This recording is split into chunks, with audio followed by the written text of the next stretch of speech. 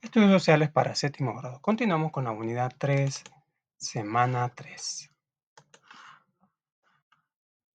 Vamos con el tema de esta ocasión. Se llama Historia Mundial, el Renacimiento. Vamos a ver en qué se enfocaron en esa época del Renacimiento. Exploración, actividad en pares, en grupo. De ahí analiza el documento 1. Lo vamos a leer. Dice, los periodos históricos resultan de consensos establecidos por los historiadores para estudiar con más delimitación los acontecimientos que reúnen determinadas características. Según el consenso o acuerdo generalizado para trabajar la historia occidental, se ha definido cuatro grandes periodos históricos: la Edad Antigua, la Edad Media, la Edad Moderna y la Edad Contemporánea. Los cambios de época o periodo casi nunca ocurren de manera abrupta, es decir, se trata de transiciones políticas, económicas y, en mayor medida, culturales, que se dan de forma gradual entre un periodo histórico y otro. Aproximadamente hace 2.5 millones de años antes de Cristo estaba la prehistoria, etapa previa a la invención de la escritura. ¿Qué estamos tomando como base aquí? La escritura. Del 3330 a.C. al 477 después de Cristo va la Edad Antigua. Desde la invención de la escritura hasta la caída del Imperio Romano de Occidente. Luego vamos a la Edad Media, del 476 después de Cristo al 1492 de nuestra era. Va la Edad Media, desde la caída del Imperio Romano de Occidente hasta el descubrimiento de América, en 1492. Ahí vamos marcando. En ese periodo está el Renacimiento. De 1492 a 1789 va la Edad Moderna, desde el descubrimiento de América hasta la Revolución Francesa, donde domina el capitalismo. De 1789 hasta la actualidad, Edad Contemporánea, desde la Revolución Francesa hasta la actualidad. Respondemos el cuaderno a las siguientes preguntas. Anotamos página 98, unidad 3, semana 3. Dice la primera pregunta: ¿por qué consideras que es necesaria la división de los periodos históricos para poder entender los cambios de una sociedad?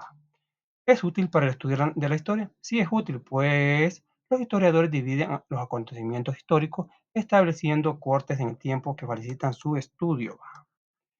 ¿Qué características se puede considerar para delimitar un periodo de la historia? Se pueden tomar todo- todos, todos aquellos hechos que han impactado de una forma positiva al planeta hasta la llegada de otro. O sea, tomamos en cuenta un hecho, ahí se marca una historia hasta la llegada del otro, de otro hecho.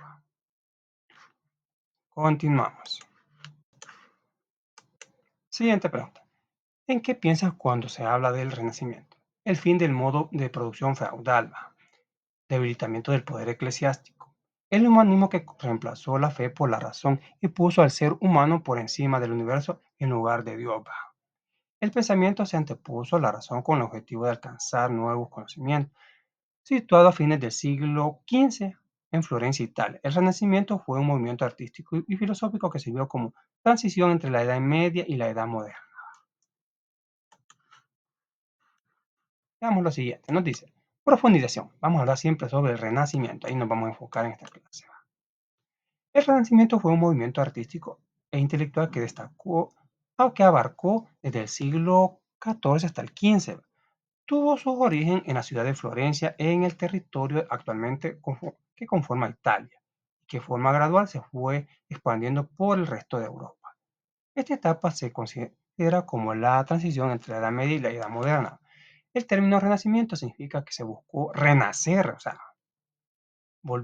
quiero volver a empezar, decía la Yuri, a los que a los cánones, valores filosóficos de la antigüedad, específicamente Grecia y Romana, o sea, más los valores greco-romanos querían establecer. Esta pintura representa el espíritu del Renacimiento. Rafael pintó a una serie de filósofos y matemáticos griegos, utilizando como modelo artistas contemporáneos. La pintura también simboliza los cimientos de la cultura occidental Europa y crea un vínculo iconográfico entre el pensamiento de la época y su relación con el pasado antiguo. Ahora también permite apreciar el trabajo en la técnica del artista como el uso de, de las perspectivas del espacio y figuras humanas más organizadas. Aquí tenemos el artista coloca en el centro de la pintura a Aristóteles y a Platón, filósofos de la antigua Grecia que trascienden hasta el presente. Vamos a la siguiente figura. Este es el mismo dibujo, lo único que aquí está ampliado. La Escuela de Atenas, Rafael Sanzio, 1509-1511, Palacio del Vaticano. Imaginen, en el Vaticano dibujaron a quiénes, a Aristóteles y a Platón, mira, entrando en el Vaticano. Continuamos. Vamos con las características del Renacimiento. Pongamos Coco. En el, en el aspecto político, el Renacimiento se benefició del descubrimiento de autores antiguos que, con la corriente filosófica del humanismo, documento 2, ya lo vamos a leer, que es siguiente, contribuyeron a la unificación de los reinos y a la conformación de los estados nacionales europeos, documento 3. Veamos el documento 2, sobre el humanismo. El humanismo es un término en cierta manera elástico, cuyo significado puede variar según quien lo utilice. Por lo que respecta a humanista, la palabra se originó en el siglo XV y formaba parte del argot de los estudiantes universitarios que designaban con ella al profesor de humanidades de la Studia Humanitatis, antigua, antigua frase romana que englobaba un conjunto de 5 disciplinas: gramática, retórica, poética, histórica y filosófica moral, las cuales perfeccionaban al hombre. Por otra parte, se transita la economía feudal a una economía impulsada cada vez por el comercio, va. Bueno, decir el capitalismo, va. Recuerde que el modo feudal era un como medio de producción, ¿va? Los medios de producción que han existido en la historia, ¿cuáles son? Tenemos el medio de producción esclavista, el medio de producción feudalista, el medio de producción capitalista, el medio de producción comunista que prácticamente fracasó. Viene el último, que viene a ser el socialista, ¿va? Pero no quiere entrar en vigor. Sí, está muy baja en afluencia lo que es el medio de producción socialista. Ahorita la que más predomina en estos tiempos es el capitalista, desde esa época. Ah, usado por cada vez por el comercio, vital para comprender el desarrollo de las artes de la época. Documento 4. Veamos el documento 3. El humanismo y la política. El humanismo renacentista está comprendido no solo por una renovación del individuo, sino con una revisión y reorganización de la vida social y política. El regreso a los orígenes, que también en el campo del pensamiento político es consigna de esta renovación, implica en general el retorno a una comunidad histórica determinada, ya sea pueblo o nación, y a su concepción de la antigua Grecia y a la antigua Roma, de las que se extrae fuerza y vigor. O sea que, en otras palabras, en la política lo que buscaba que insistiera, dice, un pueblo o una nación, ¿va? Un pueblo y, o sea, gente pobre y gente, como le pueden, burgueses y plebeyos, podemos decir, pues. La economía renacentista. En la Alta Edad Media, la riqueza creció cuantitativamente más que nunca a lo largo de la historia, concentrándose a menudo en ciudades que se especializaron en nuevos puestos de trabajo creados por la banca y el comercio a gran escala, como Venecia y Florencia. A medida que iban acumulando riqueza, los individuos que conseguían armar una fortuna se daban el gusto de convertirse en mesetas de la literatura y de las artes. Continuamos. El pensamiento en el Renacimiento. El cambio también se evidencia por medio de las innovaciones tecnológicas, científicas y artísticas. Un gran aporte de la difusión de las ideas fue la imprenta. Documento 5, que permitió compartir ideas de forma escrita con mayor alcance y la difusión. La Biblia fue el primer libro completo impreso. Según dicen que, aprovechando la imprenta, vino Martín Lutero para promover la Biblia protestante. En la ciencia destacaron figuras como Galileo Galilei, a quien se le considera el padre de la ciencia moderna, y Nicolás Copérnico, quien propuso que la Tierra giraba alrededor del Sol en un sistema heliocentrístico.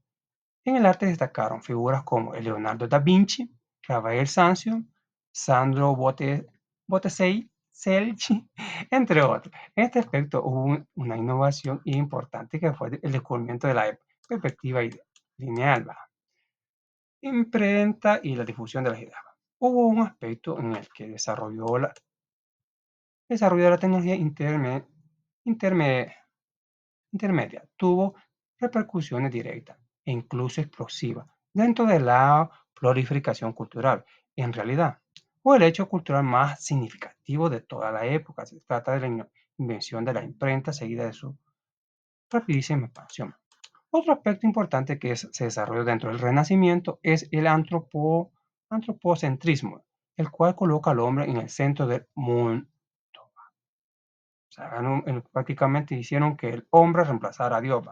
En este pensamiento permitió a la mentalidad del Renacimiento y es así como surge una noción relativa nueva del individuo. Algunos historiadores proponen que la idea del individuo pudo relacionarse de cierta forma a la proliferación de autobiografía y autorretrato. O sea, ¿en qué contribuye el individualismo? Que se hicieran las autografías, pero vamos a ver en qué más contribuyó el individualismo. También algunos estratos sociales se empezó a comer en platos. Sí, bueno, he visto algunas películas de que cuando hacían unos banquetes que hacían era que todos comían del mismo perol, le iban a sacar todo el guisado en platos individuales. Asimismo, se considera que estos cambios generaron una diferenciación más clara entre las esféricas públicas y las privadas. En eso contribuye, esto va a ser público y esto es privado. Vamos con la siguiente actividad. Individual. Desarrolla la actividad para tener conciencia histórica temporal. Para ello, resuelve las siguientes interrogantes. Desarrollamos la primera. ¿Cómo consideras que impactó la invención de la imprenta en la difusión de las ideas de la época? Lo hizo de la manera en que permitió compartir ideas de forma escrita, con mayor alcance y difusión. Acuérdense qué es lo que hace el papel. Si a usted se le pierde un papel, el papel sale volando. Ahí va con la noticia y la agarra otro y lo lee. Es como que alguien compra el diario, lo compra para sí, pero en realidad al final lo terminan leyendo como más de 1000 personas un solo diario. Mayor alcance y difusión de ideas y pensamientos. En otras palabras, hizo que los mensajes a través del papel llegaran a más sociedades. Alguien escribe un libro, si lo escribe en Italia, lo va a terminar leyendo un japonés, así puede leer italiano. Si el libro lo lees en japonés, viene a América y aquí los que saben japonés lo van a entender. ¿Cómo impacta reconocer al individuo en una sociedad? ¿Cómo impacta reconocer al individuo en una sociedad?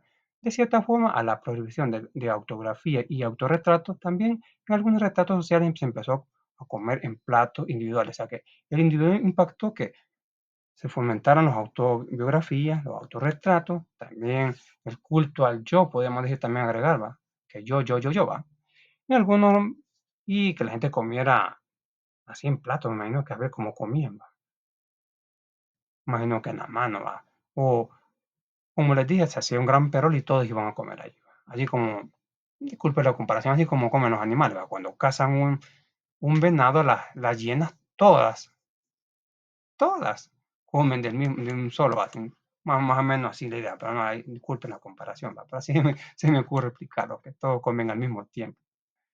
¿Cómo se evidencia la permanencia del individuo en la actualidad? ¿Cómo se evidencia la permanencia del individuo en la actualidad? En que tenemos libertad de pensamiento, tenemos libre expresión, libertad de elección. O sea, la mujer se puede casar con quien le da la gana, ya no es como antes que le decían, tenés que casarte con este gordo aunque no quiera trabajar. Hoy no, la mujer puede decir que se puede casar con su modelo preferido. Un sistema capitalista que permite acumular riqueza y patrimonio de un sistema de patrimonio a cada individuo, o sea, permite que cada quien acumule su riqueza. Derecho a la privacidad, dicen. Derecho a mi espacio, entre otros. Antes no, cada quien un solo bulto. Continuamos.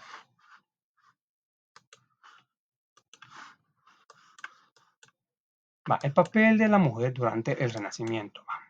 Es común encontrar mujeres en diferentes expresiones artísticas del Renacimiento, diosas de la mitología greco-romana. Y cholona, va. Diversas representantes de la Virgen María, la Madonna. Sí, uno está encontrando que Madonna significa, bueno, en latín significa representación de la Virgen María, pero lamentablemente la cantante tomó el nombre por así, va. Algunas mujeres que tuvieron la oportunidad de ser modelos para retratos, entre otras. El nacimiento de Venus, Sandro Bottini, circa 1490 o 1482-1485. Tenemos una figura. El motivo representado en esta obra es el nacimiento de la diosa romana Venus. La mayoría, la mayoría estaban destinadas a trabajar en labor del hogar, estamos hablando de la mujer. Sin embargo, con la difusión del humanismo también se abrieron las posibilidades para algunas mujeres, algunas de ellas en espacios las que pertenecían a las familias nobles o comerciantes pudieron acceder a ciertos espacios donde podían formarse y de forma general las mujeres pudieron acceder a más espacios de la sociedad. Bueno, tenemos aquí a se me escapa el nombre, a la muchacha que se metió para ser enfermera. Y así fue como nació el espacio de la enfermería, la mujer en la enfermería. Se me escapa el nombre, se lo debo ahorita. Durante el periodo surgieron algunas autoras como Cristina de Pizan y Beatriz Galindo.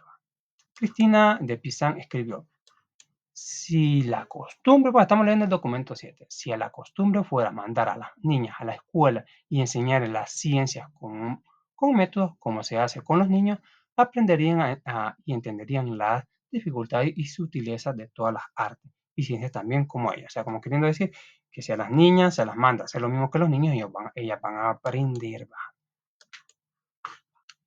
Continuamos. Actividad 3 en pares. Leamos, ¿qué nos dice? Desarrollan la habilidad de empatía histórica para ellos comparen valores y creencias del pasado con respecto a los del presente. Comente el texto de los documentos presentados a partir de la siguiente pregunta. ¿Cuáles son las ideas más importantes que era diferente en esa época con respecto al presente? ¿Cuáles son las ideas más importantes? Con la difusión del humanismo también se abrieron las posibilidades para algunas mujeres, algunas de ellas en especial las que pertenecían a las familias de nobles o comerciantes, pudieron acceder a ciertos espacios donde pudieron formarse y de forma general las mujeres pudieron acceder a más espacios de la sociedad. ¿Qué era diferente en esa época con respecto al presente? En aquella época se les abría espacio a las mujeres en la ciudad para que ellas se desarrollaran, pero en la actualidad son una necesidad, que ellas actúen, que ellas respalden, apoyen a la sociedad. Allá se les buscaba un espacio, aquí vamos a meter a la señora, la vamos a meter que sea abogada, hoy no, si es posible, bueno, puedo decir que me di cuenta de que como el presidente Bukele buscó a una presidenta interina, creo, se me escapa el nombre, pero creo que es una mujer. O sea, hoy es una necesidad, que la mujer tenga representación en nuestra sociedad. Antes, como les digo, se buscaba un espacio. Hoy no, hoy es una necesidad. Aquí va a estar, aquí tiene que ser una mujer y así. Así va la situación. Continuamos. ¿Qué valores o creencias con respecto a las mujeres han cambiado en relación al presente? Repitiendo la palabra, ¿qué valores o creencias con respecto a la mujer han cambiado en relación al presente? En que pueden hacer lo mismo que un hombre. A ver, puede haber una mujer arquitecto, una mujer albañil. Bueno, lo malo es que a algunas mujeres no les gusta hacer fuerza, ¿va? Y necesitan que ayuden, pero si lo pueden hacer solas, ¿va? En ese sentido. Pero sí pueden hacerlo, pero siempre tienen que tener el respaldo de un hombre.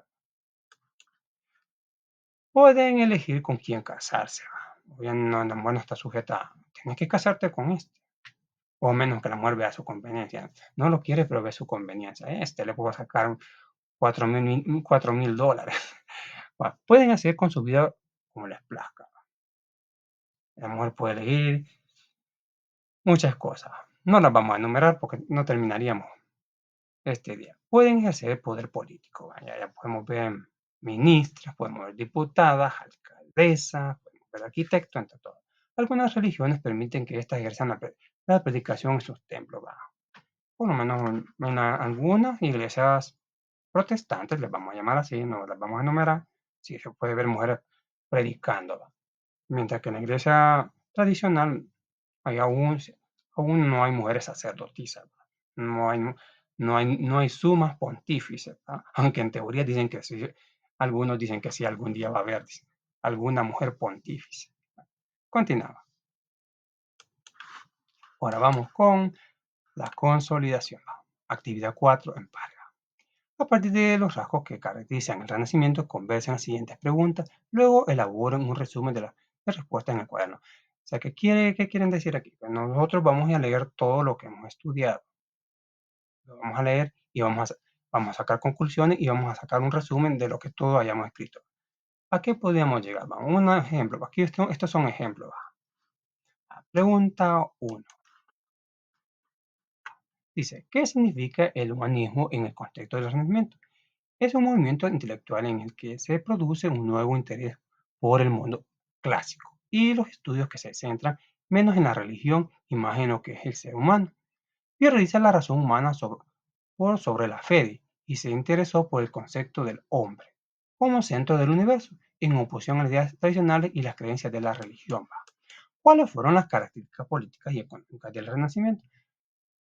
Bueno, vamos a tratar de ser lo mejor posible. La política en el Renacimiento da así un giro importante al ir en, concentrándose en manos de los reyes. O sea, que pasó el poder de los reyes no solo las decisiones estratégicas, sino también las económicas.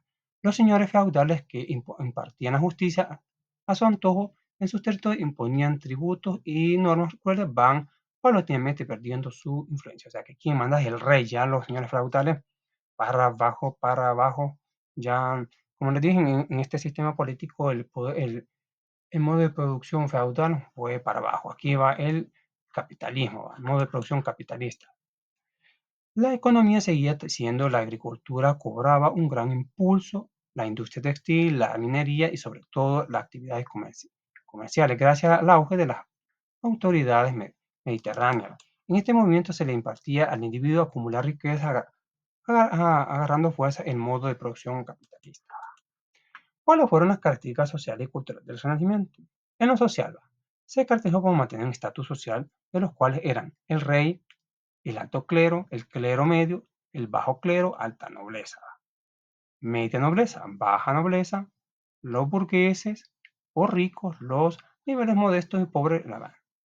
La cima de la pirámide presentaba un mayor nivel de poder a nivel social y político-económico. Es como que la pirámide que sea alta, media y baja. En lo cultural, la repercusión de temas y aspectos propios de la cultura grecorromana, como la armonía, la mitología griega, a la presión de la proporción como símbolo de la belleza, el ser humano como centro del universo, pérdida del poder de la iglesia en favor de la idea de la razón. Esto tiene más lógica. Va. Continuamos. Describan. Vamos con la siguiente.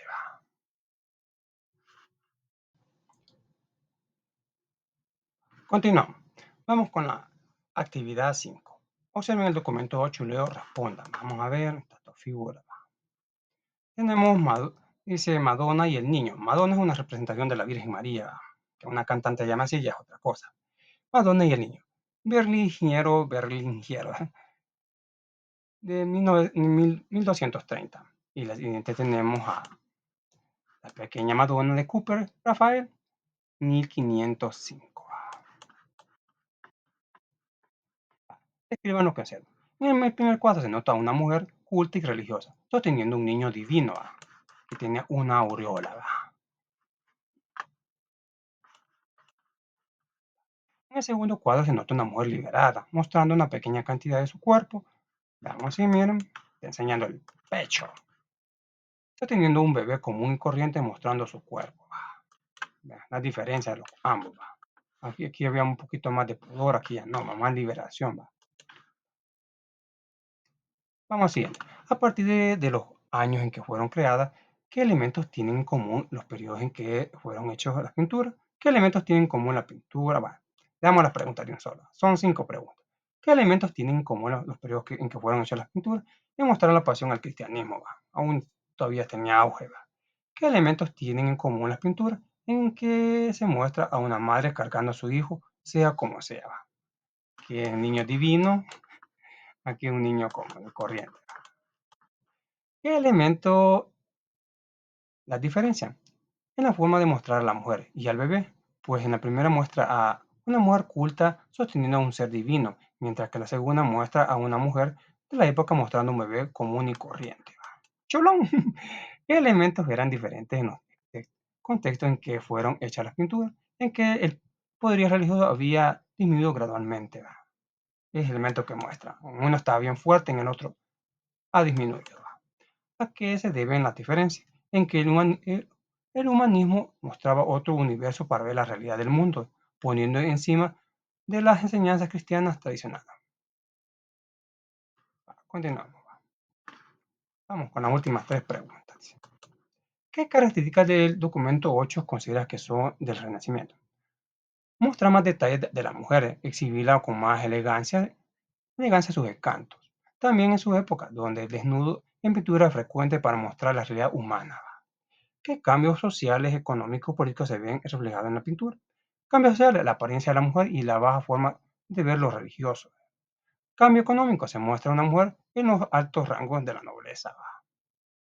Cambios políticos, se nota que el que